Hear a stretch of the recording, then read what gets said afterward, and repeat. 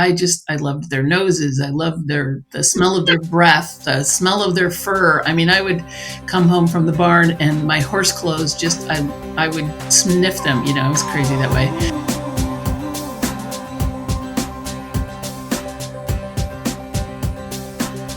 Welcome to Zestful Aging, the podcast where we celebrate aging with vibrance and we defy the stereotypes of what it means to age. I'm your host, Nicole Christina, a psychotherapist of more than 30 years, here to introduce you to my off-the-mainstream guests who will energize and inspire you. My hope is to create optimism about getting older and help you cultivate zest and joy in this season of your life. And I love to hear feedback from you, my listeners. Please drop me a line at zestfulaging@gmail.com. I read every single comment. And to find out more about this podcast, hop on over to zestfulaging.com. Well, today's guest is Sue Willoughby, and she's a life coach with a real twist.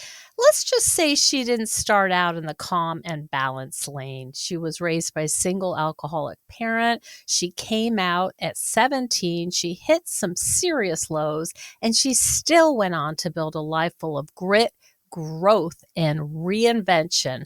From corporate trainer to stand-up comic, real estate investor, and private pilot. That is quite a variety. As a coach, Sue partners with horses to help her clients through their difficulties. And I know that you all out there really love the podcasts I do with animals. So when Sue approached me and she told me about horses, I'm like, oh yeah.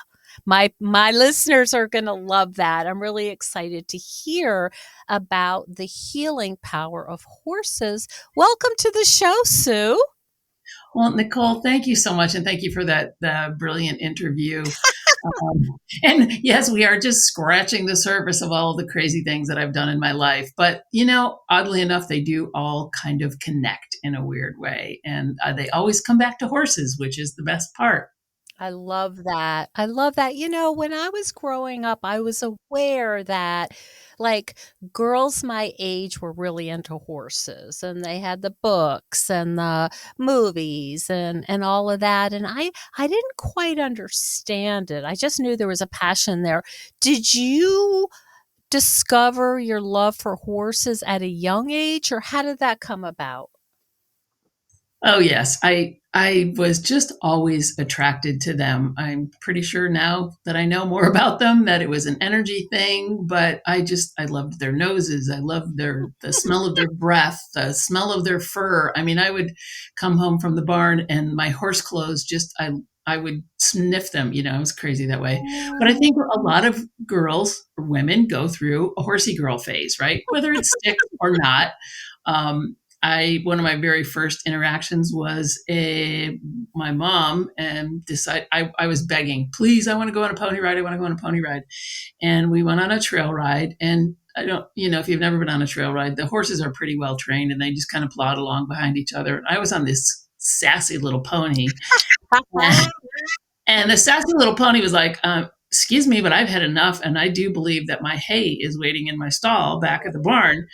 And she took off, and I was like squealing, not out of fear, but in delight. And of course, she left me alongside the trail in a pile of poop.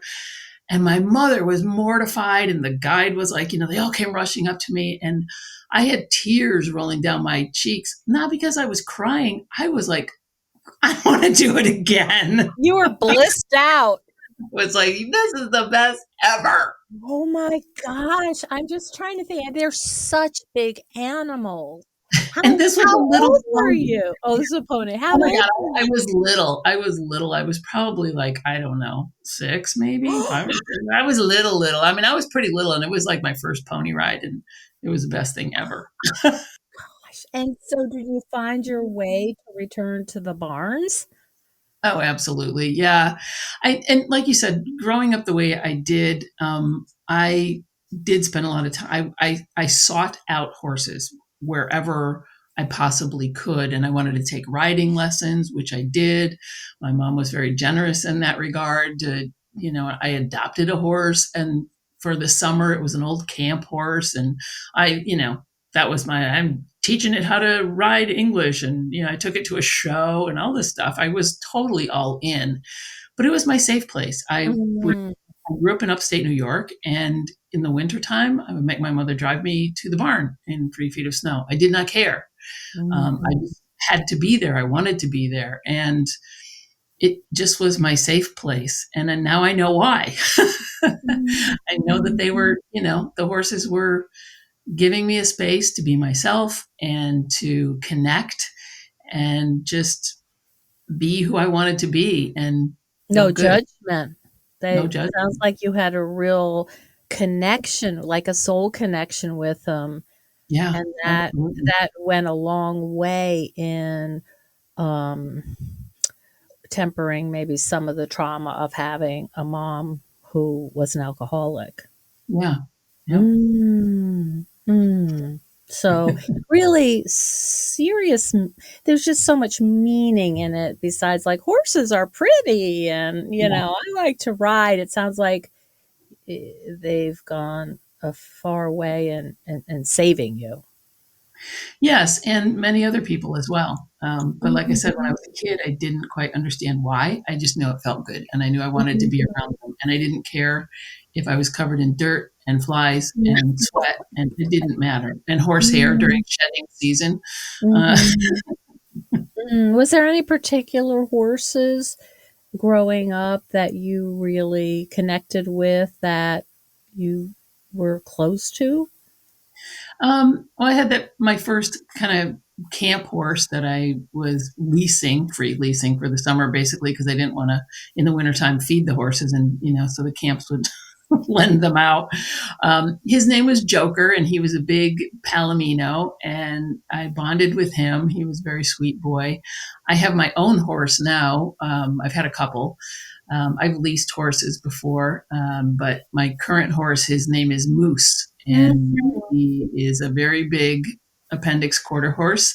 He's 16 hands and he weighs about 1,200 pounds. Wow.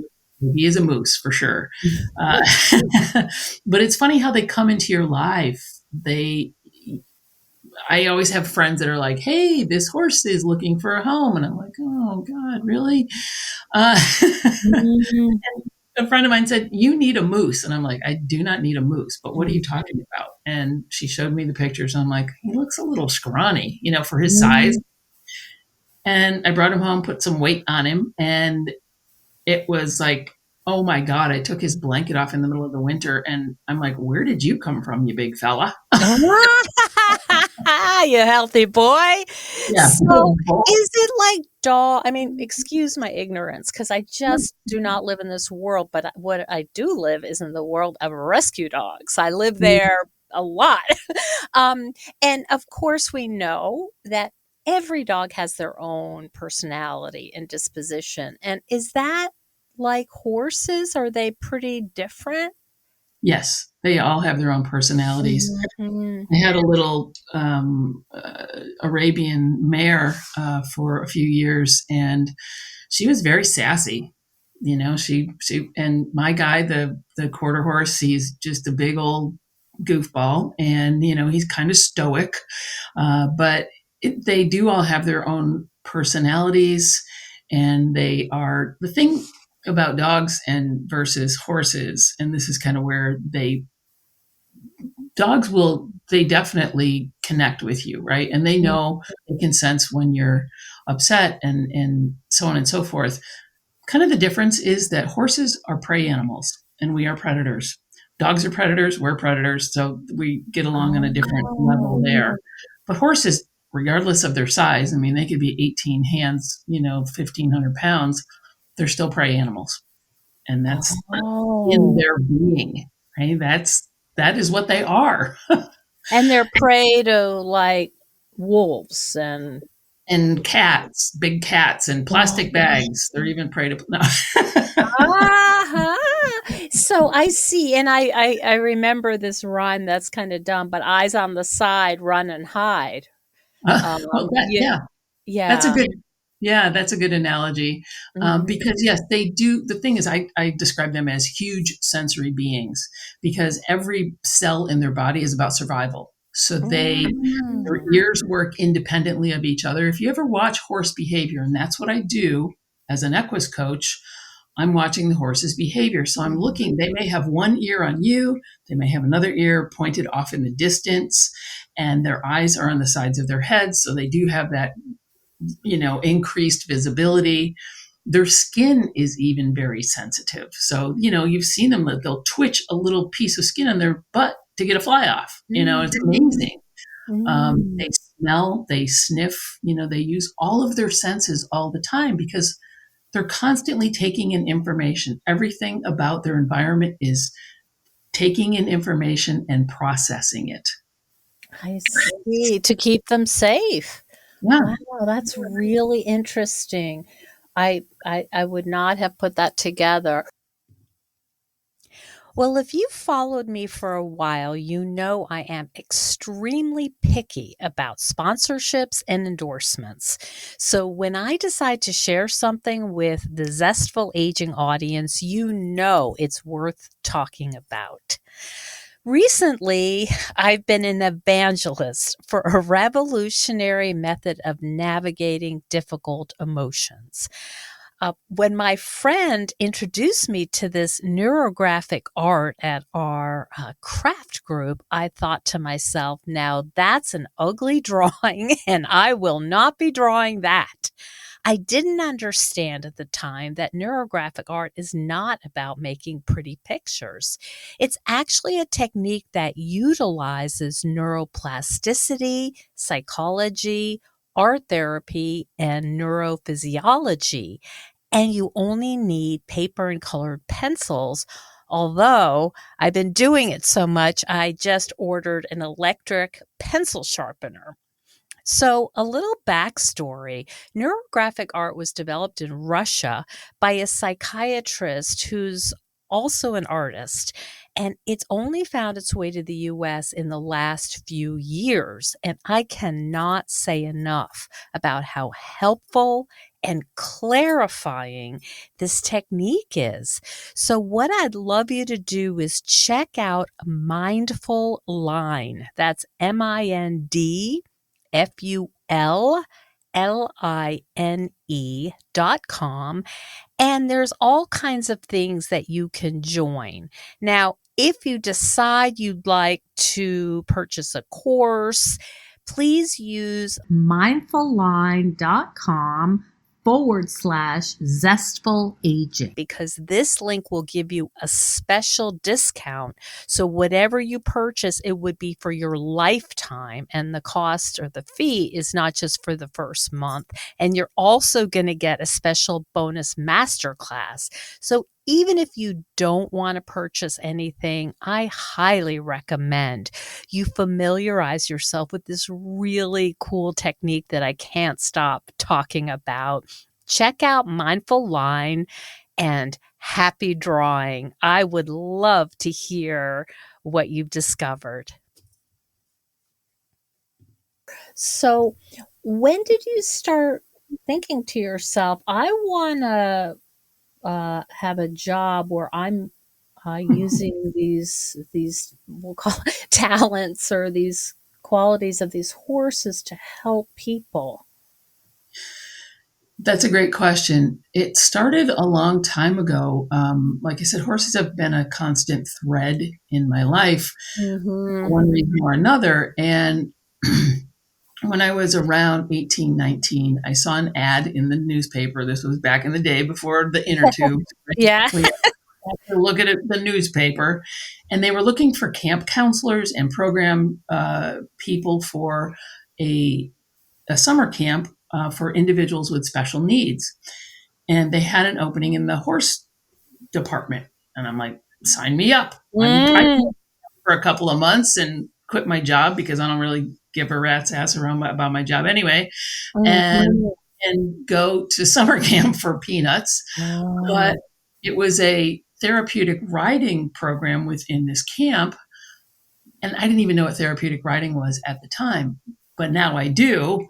So I spent several summers at camp in the horseback riding program. And it was just, it was amazing to see how these individuals, some of them were nonverbal, some of them were on the spectrum, all different abilities and disabilities. And they had different activities. Obviously, during the day, they may be in language arts, and then they may be in the phys ed thing, and then they would come to the horse program. And it was really cool to see how the horses would react and connect with each individual. And this was What would you see? So, like, give me kind of walk me through what you noticed.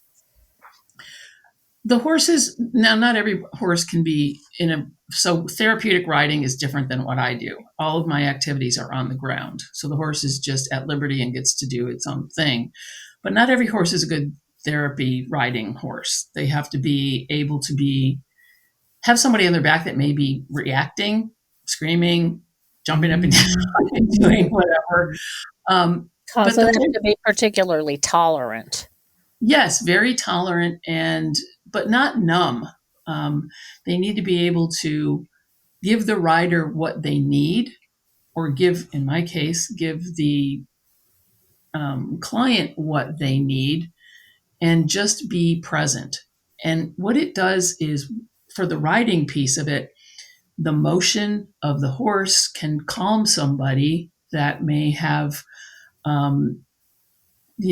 maybe on the spectrum, and they get overstimulated, and the motion of being on the horse can ground them. So that's one way that it can work. There's so many different ways, but it's also good for physical therapy as well. So individuals that may have some physical issues, just like I said, that movement and that, and it also brings an amazing sense of delight. And if somebody has a fear, like there was this one individual that we worked with, and at breakfast he would start asking, are we having horses today? Are we having ponies today? And he knew that it was pony day, and you could see him sort of escalate. And by the time like anxiety, meaning, yes. So we would sing to him. And one of his favorite songs was "Take Me Out to the Ball Game." So we would sing and get him to sing "Take Me Out to the Ball Game" when we were getting him near the horse and putting him up on the horse. And it was pretty funny. So you do what you got to do, right? So that prepared you, I'm thinking, for now working with clients. And if I understand correctly, you specialize in helping women over 40. Is that right? Yes, that tends to be my demographic, because midlife females, it's a great time for reinvention, although women of a certain age may not understand how to even begin, because their identity is with maybe their career or their family or whatever. And they just don't know how to step out of that identity and even begin to explore something new. And the horse is a great way to do that. So even if they're in, therapy, I know you're a therapist. I am not. I'm a coach. There's a difference there. Although, our paths do. People do bring a lot of stuff, emotional stuff, to the horses as well. But let's say somebody has hit a plateau in talk therapy or talk coaching. They may be able to come in and have a session with a horse and have a major breakthrough that they can then go back to their therapist. And the reason for that is because the horses create a very special container. Because I think you mentioned it earlier, there is no judgment coming from the horse.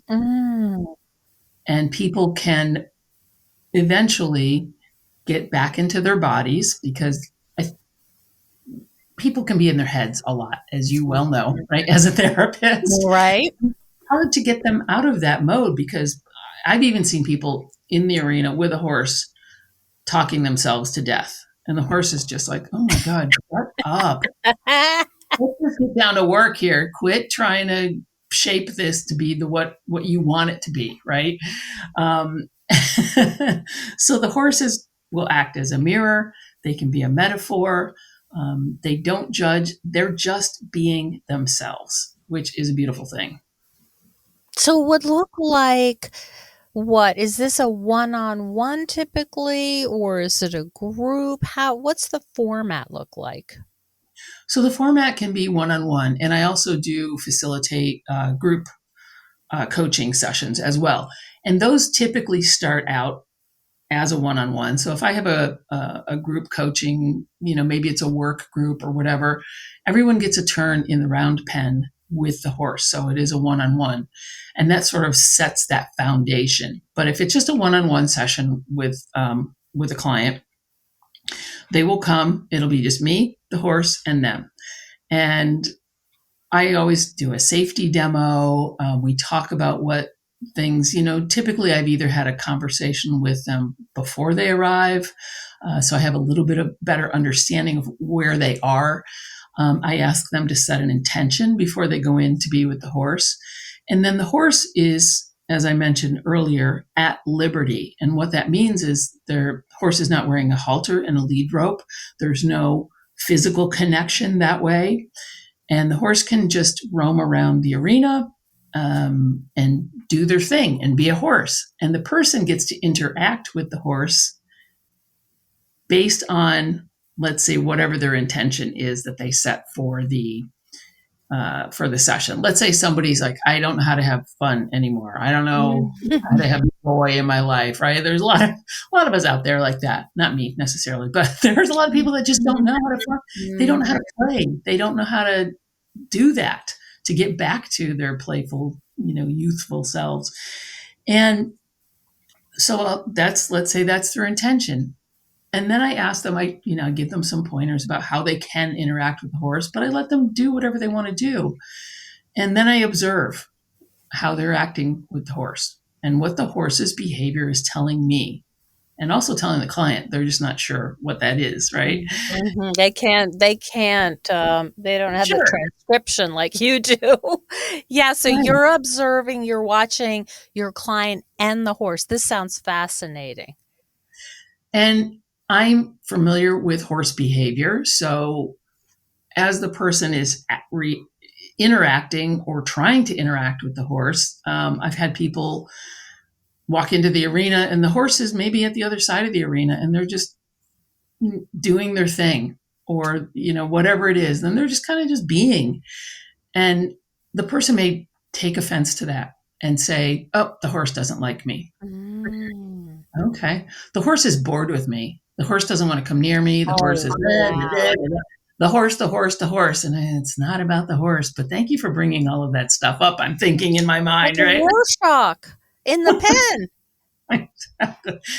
pen. And so that gives me the opportunity to ask really good open-ended questions like, why do you think the horse doesn't like you? Well, because he's standing way over there. Have you tried to approach him? Yeah, well, he just doesn't want to. If he wants to, he'll come to me. Boy. And then it's like they're projecting all of their junk on the horse. And the horse is just like, dude, I'm just standing here. So and then you can ask like, well, does this happen to you often? Where is this coming from? Well, people just ignore me, like at work. They don't, I don't get to speak up in meetings, and then all of a sudden, right? It comes out. So I'm like, okay, let's talk about that for a sec. Mm-hmm. And would you do that in the pen, or is that following the horse? No. This is in real time. Okay. So we're working in real time. The horse gives me feedback. I ask a question, or same thing. Like if the person is trying to interact with the horse and it just doesn't seem to be working. They're like, I'm doing this thing, and it's not working. What else could you try? If you're doing the same thing and you're getting the same result, what else could you try? So they feel like a failure, that they're not Right. Oh, wow.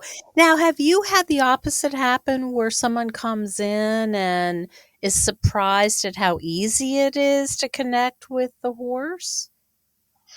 Um, yes, and that is really good because and then I can ask them about that. Like, why do you think that that was such an easy thing for you? Mm. And then they have to stop and think about like, oh, I don't know. It just came natural to me. And I think what happens in that case is that the person themselves is more grounded in their body, and they're not up in their head. So, Okay. and it's also interesting because I do work with women, and some women are can do the same thing, but I see it a lot with male clients, or at a workshop where men are interacting with the horse. They kind of come strutting in like, I can get this horse to do whatever I want, and I'm like, and I just sit back and go, okay, go for Okay. it. Yeah. And then they get frustrated, and then I can ask, would you like some guidance? Uh, so here's a therapist question. Does the horse ever get burnt out, or I mean, what would be like compassion fatigue? Do you sense that the horse is like, I just need to, chew on my Mhm. hay for a while and keep, and not work? Yes. Whenever we have like a group session, like if like, for example, I have a couple of retreats coming up, and there's two of us that are co-facilitating the retreat, and we may have 10 or 12 horses at our disposal. So we do not overtax the horses, and we Mhm. try not to use the horses for more than 2 sessions at a time. Now, if it's an individual session, with not but the ones with the groups tend to be shorter sessions anyway. But yes, the horses can get burned out because it's about energy. I'm holding space for the client and the horse is holding space for themselves and the client, right? They become a herd member, so their energy is, and some people, and I think you've met them, they're like energy vampires, right? Mhm. um, and the horse has to clear their energy, and you can see them do that. Like after a session, they may snort and roll and shake and do whatever if they've got a lot, Mm. if they've taken on too much. They Oh, will. that's so fascinating. They know how to take care of themselves more than we do, and that's why they're so beneficial, because they can teach us so much about building awareness, getting into our bodies, being present.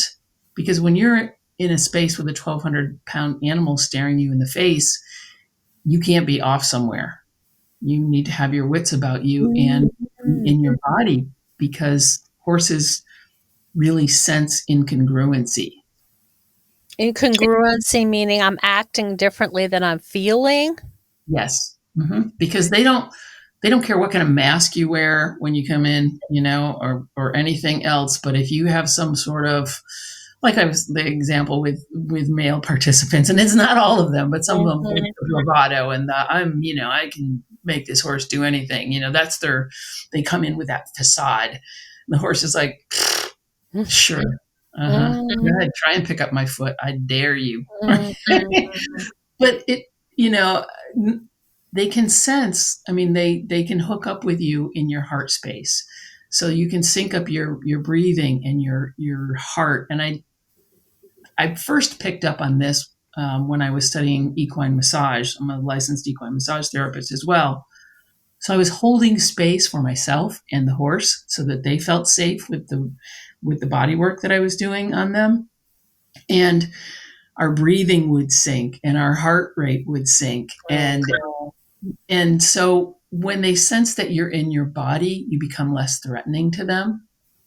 Mm. I can imagine that. That makes sense. It's a smoother energy, if we Yeah. would use that. Is there in terms of the dynamic, is it you and the horse working together? Is there a sense that the horse is saying, "Okay, so here's the read on this client," or are you just watching the horse do its horsey thing and then reading that?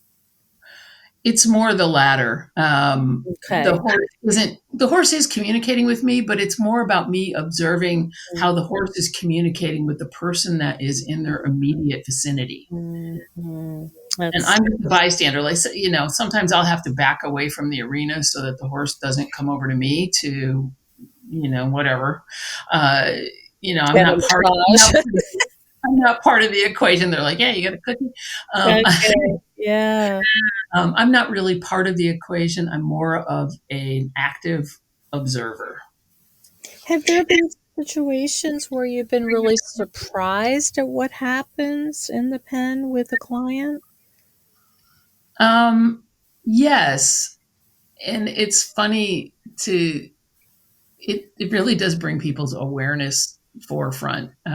For example, a client that was not knowing how to have joy or fun, and they didn't feel comfortable enough. Once again, it was probably a little bit of a control thing to let the horse run around. So I said, okay, well, we can put a halter and a lead rope on if it makes you feel more comfortable leading the horse around. Yes, that would be great. Okay, let's do that. And I'm watching how their body was when they were leading the horse. This is the person that wanted to have fun and joy. And they were very stiff and very rigid and Mhm. and just holding onto the rope with a death grip. And I'm thinking to myself, that looks like fun. So, I'm observing not only the horse's physical behavior, but the person's physical behavior. And so I could say, what are you feeling right now? What does fun look like to you? How does it Mhm. feel in your body? I'm all about being a somatic experience because it's very much that. Our bodies hold, and you know this as a therapist, our bodies keep score, right? And our bodies hold Mhm. everything. So when we can access the physical things that cause reactions, then we can get to the root of what's really going on. Mhm. And horses can help with that. Wow. Have you used any other animals besides horses in your work? And I'm curious what the differences might be. I haven't.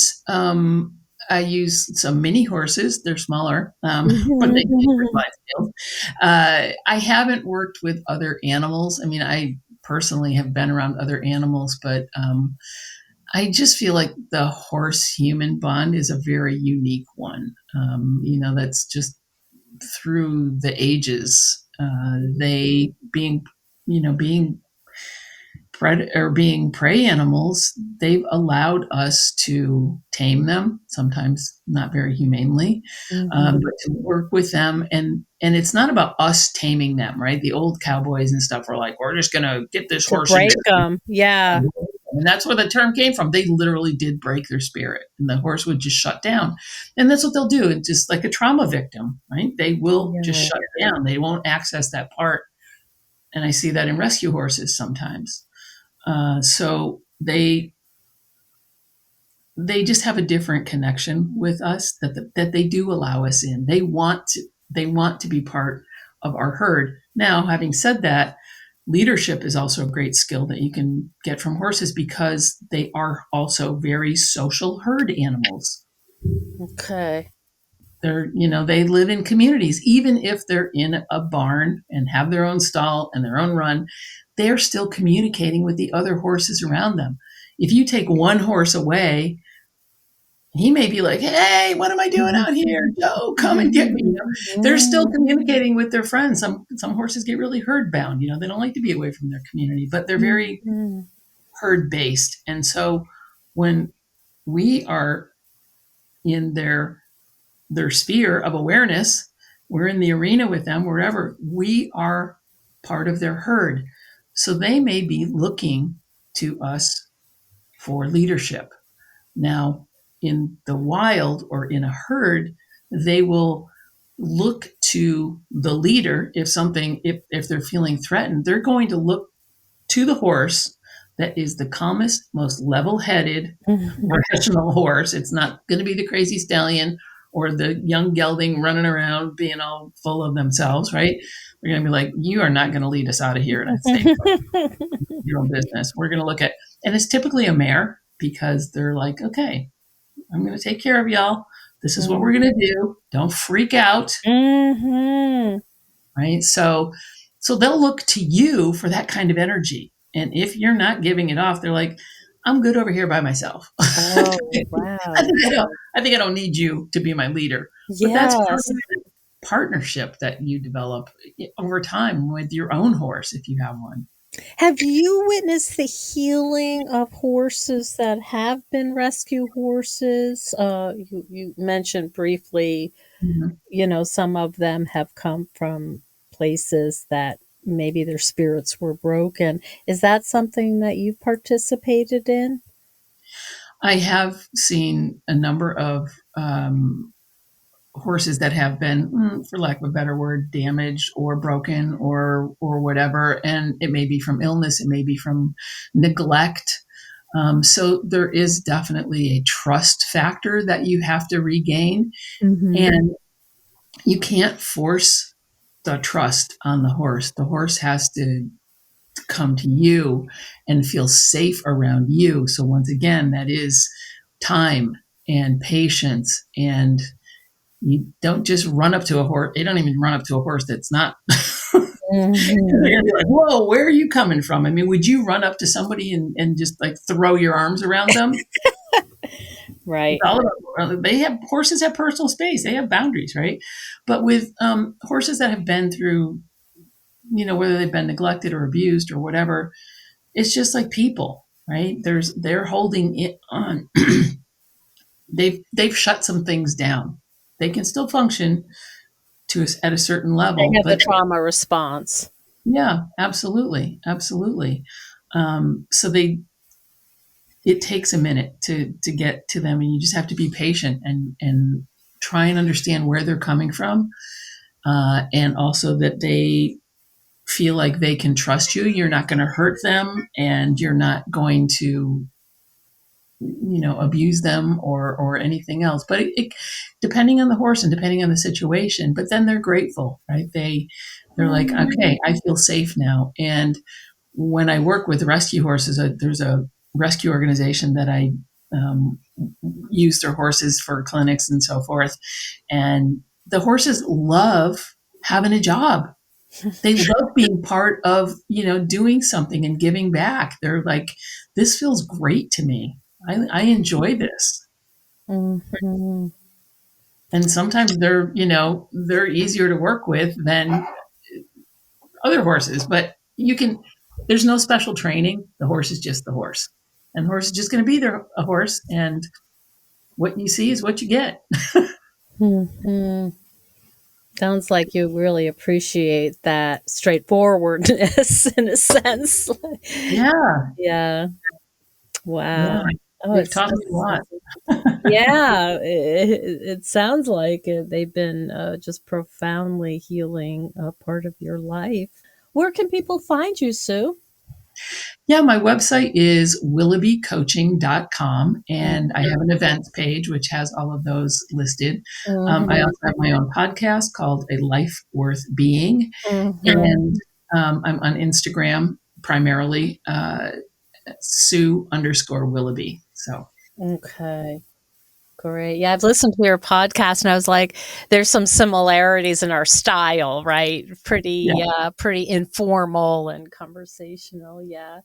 Great. Well, I really appreciate learning about these animals. I mean, of course, I know people utilize them and love them and this, but it was really helpful to hear how you do it and observe, and it just sounds really cool. It's like having a co-therapist, just a Yeah. different species. Yes. Yes. And And they that's do always bring, helpful. Yeah. and there is a whole uh, horse therapy organization where a therapist like yourself does not need to be the horse handler as well. So they bring in a horse handler, let's say me or somebody that they bring their clients in, they work with the horses, and there's a horse translator there, or, horse handler / translator to work. Mhm. I remember I have, as I've told you, dogs. And I had Mhm. one particular rescue. It was a just, one of my soul dogs, and he used to come in sessions, and particularly the teenagers would Mm. not look at me. They would just look at Sparky Yeah. and kind of talk to Sparky about what was up, and I just thought that was it was very interesting and very helpful. I think he's so disarming, you know? Yes, absolutely, and Yeah. the same thing with the horses, it gives them another focal point so that it gets them out of their heads, right? Like you said, they're talking to Sparky, and you're Mhm. talking to Bruce or, whatever the horse is that's in there with them, and it does take the pressure off. Mhm. Well, thank you so much for, spending time with me, Sue. It was really fun to hear about your love of horses and how beneficial they are. My pleasure. Thank you for having me on, Nicole. I really appreciate it. Thank you so much for joining us on Zestful Aging. If you like the podcast, please share it with some of your friends. Our theme song is All I Did Was Wait for You by Kjartan Abel. Visit Kjartan-Abel, that's KJARTAN-Abel, ABEL.com to hear more of Kjartan's work.